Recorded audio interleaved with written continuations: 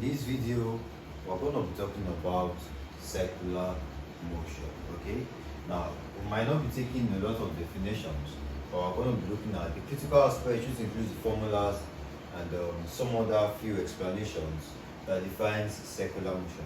Now, first of all, we know that circular motion is the motion in which the body tends to move in the circular path, as the name implies, circular motion.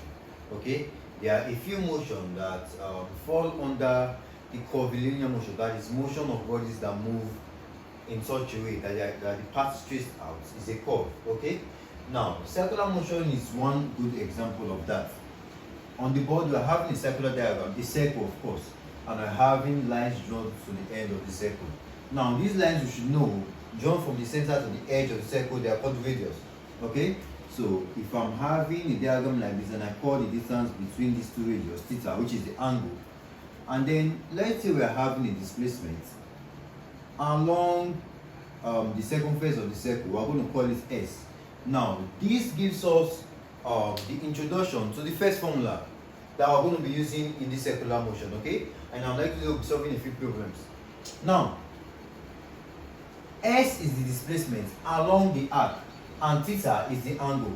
Now if you recall from the formula for calculating length of arc, okay, from geometry we do know that length of arc for a circle, okay, length of arc L is theta over 360 degrees times 2 pi r, where r is the radius. Okay, 2 pi is a constant, theta is the angle of inclination between the two radii, and we are dividing by 360 degrees.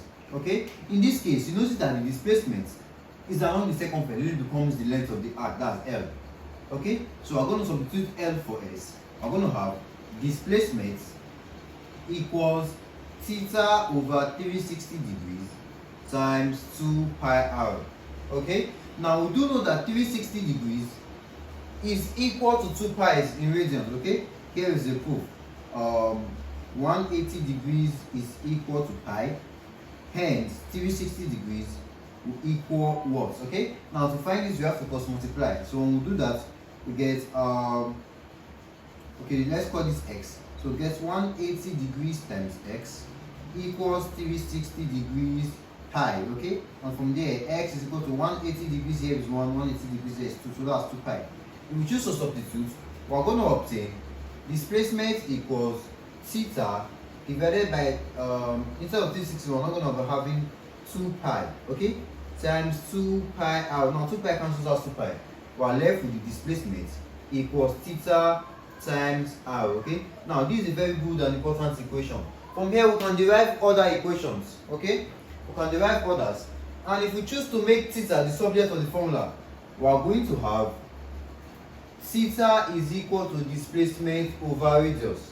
Okay, now we are going to call this equation 1, and it's the equation for angular displacement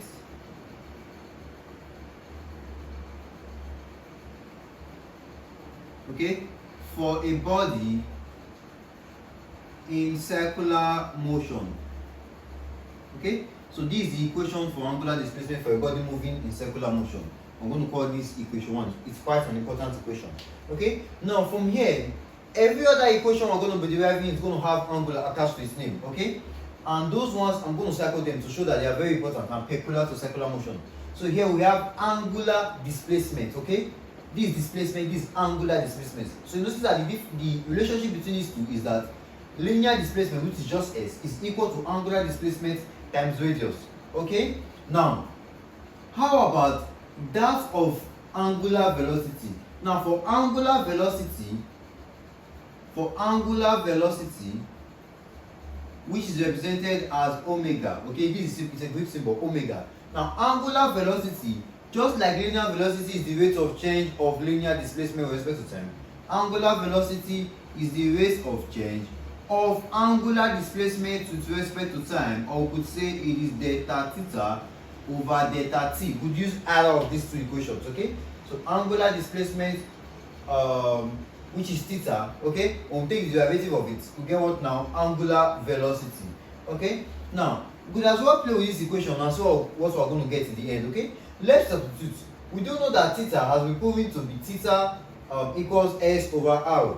So we're going to say, but theta equals s over r. If I substitute in, we're going to have angular velocity equals the s over r over the t. Now, of course, radius is a constant, okay? The radius throughout the path is constant, it does not change, okay? It remains the same. So we can bring out 1 over r from this equation. We're now going to get 1 over r the s divided by the t, okay? From here, we're going to have angular velocity is equal to 1 over r times the s over the t. Okay? Angular velocity equals 1 over r times the s over the t. Now, the s over the t, on the other hand, okay, is equal to linear velocity, rate of change of displacement with respect to time. We can as well substitute to get a new equation, which gives us angular displacement equals 1 over r times v, which gives us angular displacement is v over r. Now, this is another useful equation. I'm going to call this equation 2, and it is the equation for angular velocity, okay, for angular velocity for a body in circular motion, okay? This is the equation for calculating angular velocity for a body in circular motion. And we can as well cross multiply to get v equals omega r. I think this is the most common one that most students are acquainted with, okay? So if this is what you know, they are quite the same thing. What you have only done is make omega subject of the formula, okay? So from here, the relationship between linear velocity, okay, and angular velocity is that v is equal to omega times r, okay? That's the only difference or similarities between v and w, okay, or omega rather. Now, the next thing I want to talk about is the angular acceleration. Initially, we started with angular displacement, went down to angular velocity. Now, we're going to talk about angular acceleration. Now, angular acceleration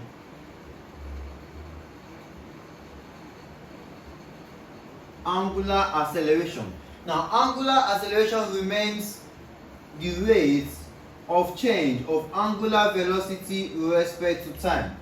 Okay, that is what it means. Or we could as well say it is the second derivative, okay, of angular displacement with respect to time. Of course, there's a proof for that. So simply substitute, this is supposed to be omega, okay? So we have angular velocity, not linear velocity, because this is alpha, telling us this is what now, angular acceleration. Okay, now if we do that, we do know that omega has been proven to be v over r. If we substitute, we say that but omega is v over r. We're going to substitute to get alpha equals dv over r divided by dt. R is a constant again. We get 1 over r dv over dt. So alpha is equal to, now dv over dt is what now? Linear acceleration. Normally acceleration is what now? Change the velocity with respect to time. That's linear acceleration. So on substitute to get 1 over r times a, giving us alpha is linear acceleration divided by radius. Okay, so this one is the equation for calculating angular acceleration. There's also I could have written it as well. Okay, for calculating angular acceleration for a body in circular motion. So get alpha equals a over r. So it's quite easy. And also from here, we could get the relationship between alpha and linear acceleration, making a the subject of the formula. We get a is equal to alpha r. Okay, now that is the relationship between those two guys.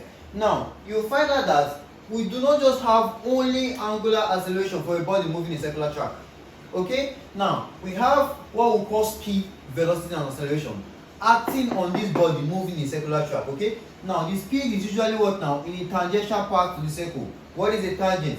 If you have a curve and we draw a line that just passes the edge of this curve, the straight line is called what now? The tangent. That is why if I roll a stone attached to a string on a circular path, okay, if the string breaks, what happens is that the body or the stone rather is going to fly in such a way that it will move in a circular path. When it breaks, you do not notice that the stone moves in a curve. Okay, that's not what happens. What happens is that it moves along the circular path. Okay, that is what takes place. Now we just talked about the acceleration, that is angular acceleration angular velocity and angular displacement. Okay, now there is also a common important equation that we are as well going to talk about.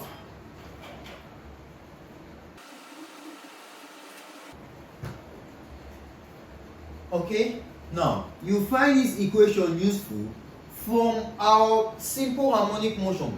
We do know that there is an equation that says acceleration is omega squared x. Okay, there is an equation that says acceleration is omega squared x. Now this formula will be quite useful when we want to derive what we call the acceleration for centripetal force or centripetal acceleration. It is quite similar to this. So if you had that in mind already, what we're going to do is substitute r for x for r. So we have acceleration is omega squared r. Okay, now there is as well a proof for this. Okay, now the proof is if we assume the equation a equals v sin theta, okay, minus u over t to be the formula for calculating acceleration. Here is the initial and this is the final. Okay, now this velocity here, why we're having sin theta is because the velocity we're assuming here is a velocity that is perpendicular to the center, okay, of the circle that is formed when the body is moving in a circular stripe. Now if I take the limits, okay, of the initial velocity, let's say as t approaches an infinite number, okay, and then u approaches 0, we are going to notice that sin theta will be approximately equal to theta when it is in radians for small angles. Okay, take note that when this angle is so small, sine of the angle will be approximately equal to theta for very small angles in radians. So we can then substitute, okay, if t approaches an infinite value, okay, let's say big T or small t, doesn't really matter. So we're going to get acceleration, okay, is v times theta, right? Because sine of theta approaches what now, or is approximately equal to theta, minus 0, okay, v theta minus 0 divided by time. So acceleration then equals v theta over t. Okay, now we do know that theta over t, that is angular displacement over time. Okay, from here omega is angular displacement over time, or rate of angular displacement over time. So we can then substitute and say that theta over t is equal to angular displacement, that is omega. So a, which is centripetal acceleration, I'm going to designate it as c, a substitute c, to show that it is actually what now centripetal acceleration, and this will be equal to v times omega, or we know that omega itself is v squared over r. Now how do we know that omega is v squared over r? Okay, if we notice, omega is v over r rather. If we notice from this equation, v equals omega r, we can make omega subject to give us v over r. Hence we are going to have omega equals v over r. So when substituting, we get the centripetal acceleration to equal v times v over what now, r, giving us rise to v times v gives us v squared.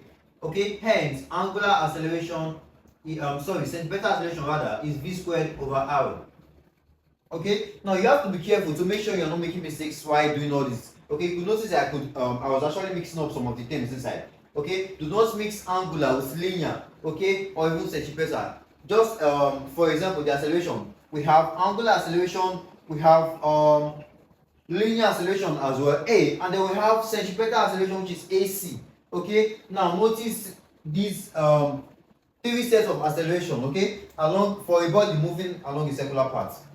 Now in our next few videos, we'll be solving some few questions, okay, or we'll be solving a question that is related to circular motion. Okay, so I'd like you to stay tuned in the next video.